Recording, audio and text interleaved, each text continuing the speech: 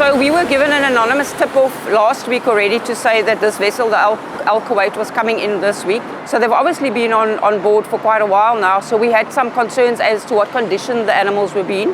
And a decision was made for us from the National Council of SPCAs to come down and to obviously work closely with the Cape of Good Hope SPCA and just check out what it is that's happening on board. There's quite a lot of feces, which is obviously what people are complaining about in Cape Town. Our concern is obviously not the smell for the humans, but for the animals. Can you imagine being one of the cattle that are inside that lying in their own feces? And there's over approximately 19,000 cattle on board.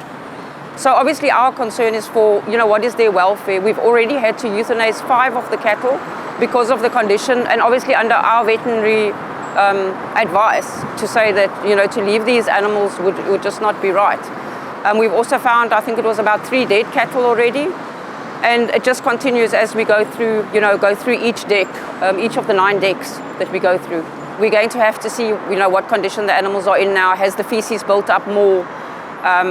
We're obviously going to try and speak to the captain and say this is what the problems are. There was a bit of a problem initially with the captain not wanting us on board, but once we produced the warrant, it went a bit better. And since then, they have been cooperating, but it's getting a little bit more difficult as we point out more and more problems.